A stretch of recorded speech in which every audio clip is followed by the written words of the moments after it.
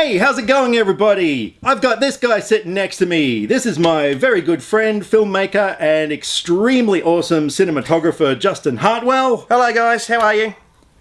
Good to hear. Well, answer him. You guys, honestly, they're a tough crowd. So, last night we went and saw Hacksaw Ridge, and Hacksaw Ridge is directed by Mel Gibson. It tells the true story of Desmond Doss, who was a young man in World War II who enlisted in the army without any intention whatsoever of picking up a gun. This guy was a complete pacifist, and he joined the army to become a medic and save lives instead of taking them. During a battle that took place in Okinawa, Japan, this guy wound up saving 75 lives under the thick of heavy fire from the enemy, that sort of thing, and was one of the most bravest people you are probably ever going to see in a movie. And like I said, this was a completely true story. All of this stuff actually happened, and it was one of those movies that I was genuinely so glad I went and saw. It was along the lines of Schindler's List, where you probably would have never heard of this guy and what he had done until you see this movie. And yeah, it was really inspiring. It's almost a shame that someone as heroic as Doss needed a movie to be made about him so late. When we haven't heard about his heroics at all up until this point. It's a travesty that it took so long to get his story told. It's an amazing story. He was the first conscientious objector to actually carrying a firearm in the military, to the point where they were almost going to imprison him, until a last-ditch effort enables him to join the war effort. And he's pretty much not left on his own, but he's left to his own devices, given that they're not going to put a firearm in his hand. Now, I'm not really a big fan of war movies in general, unless they involve Star Destroyers, Imperial Walkers, and the occasional Death Star. I mean, obviously things like Saving Private Ryan, Full Metal Jacket, Deadly Prey, Jarhead, movies like that, yeah, I mean, they're great movies, and I would honestly put Hacksaw Ridge up there with the greatest war movies ever made. I went into this without having seen a trailer. I didn't even know that much of the cast who were in it, but man, this is one of those movies that gets you right here and makes you feel something. If anyone's familiar with Mel Gibson's work as a director, I personally find him more fascinating when he's directing, not so much when he's acting anymore. Pretty much as far as, say, going back to Braveheart. He was a fantastic director at the time, but I always just saw William Wallace as Mel Gibson playing a Scotsman. Whereas when he's behind the camera directing, I think he's got a much braver eye. He's really wanting to get in there and tell a really good story. And this one's no exception. It's the first film he's made in like 10 years since Apocalypto, which if anyone had seen that film, it was fantastic. And I guess I had seen the trailer as opposed to Dan who hadn't, and I was really excited, not so much for the film, but for what Mel Gibson was going to do after a 10-year absence. So as far as things that I really liked about the movie, well, pretty much the bit between the opening credits and the end credits. Yeah, like I said, this movie really makes you feel something. It was a truly inspiring story. You got themes of courage, themes of standing up for what you believe in. The performances in this film I thought were, well, possibly Oscar-worthy. Andrew Garfield as Desmond Doss. It was one of those cases where you weren't watching Andrew Garfield playing a role. It was Desmond Doss. And I thought that about pretty much all the cast. Hugo Weaving as the dad. Oh man, his performance was amazing. It was just little subtle nuances in people's expressions and stuff, like a shot where the dad's sitting at the table talking to the family, and they're talking about how the sons are going off to war, and you see his lip trembling and stuff. And I was just noticing something like that and just thinking, that's so freaking cool. And Teresa Palmer as Dorothy, look, she's given two really amazing performances in movies this year. The first one being Lights Out, which I thought she was a standout in that flick. She also was great, and I love the chemistry between her and Andrew Garfield. Their relationship was so sweet and charming, and you really felt for these people. I think also too, getting back to Andrew Garfield again, given how well he played the performance, up until now, he'd always just reminded me of the guy who replaced Tobey Maguire in Spider-Man. And also from Social Network. You'd see it and go, oh, that's the guy from Social Network.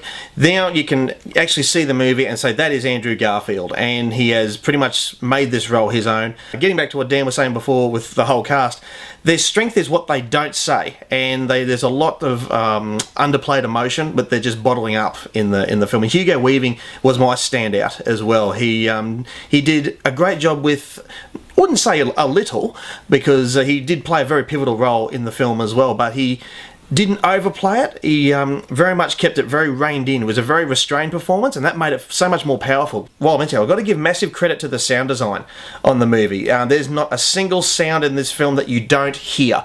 There's nothing that is overwhelming. Even just the tinging of a bullet being shot out of a gun, you hear that while there's a massive explosion happening. So that helps in the immersion of the war, and I've really got to give those guys special credit for that one. Yeah, that war stuff, I mean, a lot of people are saying that these are like, the most harrowing war scenes since Saving Private Ryan. For me, I thought they made Saving Private Ryan look like a Disney film. I was terrified. I was sitting there just gripping my hands, and, there were moments where I jumped in my seat. There was like so many things like that it's really one of those movies you need to see to really appreciate just how messed up and twisted a battle can be, or war in general. I mean, yeah, you sort of get to the end of the movie and you're like, yep, I'm never touching a gun either. Yeah. It also helps to get Doss more heroic, obviously, just like by putting him really in the thick of it. And he goes through a heck of a lot in this short little time that he's actually in the battle. And then at the time where he's having to save 75 lives, which he does in some of the most miraculous ways possible. I actually read that Mel Gibson took stuff out of the script that did actually happen, but he didn't think the audience would believe it, which probably is a little bit disappointing, because I would have liked to have seen the sort of stuff that Doss did. But again, he did some of the most incredible things in these few hours that he was on the battlefield alone. I've got to give a massive thumbs up to the cinematography of the film as well. Simon Duggan, who shot, years ago, he shot I, Robot, and also most recently The Great Gatsby. He's upped it a notch again. It's a fantastic looking film. Really does capture the horror of war and the beauty of love at the same time, and it's masterfully shot. So between that and the sound design and the performances, it's fantastic. So in terms of things that we didn't like about the movie, look, for me personally, I thought it concluded maybe a little bit too soon. There were some things that I wanted to see. There were some character arcs that I didn't think were fully realized, like Desmond Doss's brother, who just sort of disappeared out of the film, and also what happened with his wife. We were given some interview footage with the real people and some still photos, that kind of stuff, but I would have liked to have seen, exactly, like what happened with the characters in the film. That said, it is still a very satisfying finish to a great story. One thing that I know a lot of people have supported, but I've got to go against the grain on this one, is the casting of Vince Vaughn. Vince Vaughn's a good actor, don't get me wrong, but the trouble with this film, getting back to characters or actors inhabiting their characters so much that you don't recognise them anymore, Vince Vaughn is really just Vince Vaughn yelling. He's not someone who is a believable character for mine. Otherwise, I did think the casting of the rest of the film was excellent. Sam Worthington still got a bit of work to do with his American accent, but that's okay. I mean, he's getting more acting jobs than I'll ever get, so I'll forgive him for that one. Hey, I cast you in this. That's right, see, and look what I'm doing to it. The first act of the movie probably just got a little bit too, I don't want to say the word sappy, but it invested a lot of time, maybe a little too much, with his actually getting to battle. It did tick a lot of boxes, which some of us might call cliche, but it's something you do have to go through. Mel Gibson was pretty much just disarming us. He was making sure that we're nice and comfortable, we're invested in the characters, because once the battle starts, it's all bets are off. I do have to disagree there. I can see where he's coming from, but for me personally, especially from the point of view of someone who hadn't seen a trailer, didn't really know too much about what the film was about, I was invested in the first act. I liked where the character arcs were going. There were some moments that really sort of shocked me, particularly an incident that happens with young Desmond and his brother, which kind of sets the ball rolling for why he's against violence. I thought it was really fascinating, and I guess it was the performances overall. I was just really captivated by everyone's performance, so I didn't have any qualms with the first act, and yeah, like we've already mentioned, you do need that softness, so when the battle hits, oh man, it's like a freight train. It hits hard. Absolutely. And because you've sort of been lulled into this false sense of security, when it happens, I felt uncomfortable watching all this stuff going on. It wasn't even in terms of the gore, which was really full on don't take your kids to see this movie. But just the atmosphere of the battle, you know, it was hard to watch, but you know, it sold what this guy did in terms of bravery. I mean, when he finally came down, you know, they said that this guy was braver than any other person who had gone up there after giving him so much crap and bullying him throughout his training and everything. You know, you really, you believe what they're saying. So overall, Hacksaw Ridge was a real surprise for me. I went into this not having any expectations whatsoever, and I've walked out of it thinking this was one of the best war films I've seen since Deadly Prey, and easily... It shows how many he watches.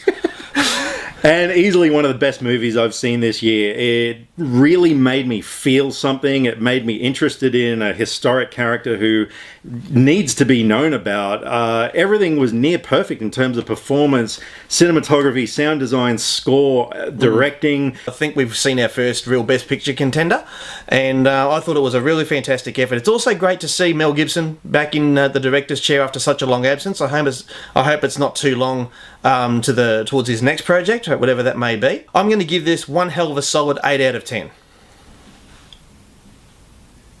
And as for me, like I said, this is one of the best films I've seen this year, and I am going to very happily give it a 9 out of 10.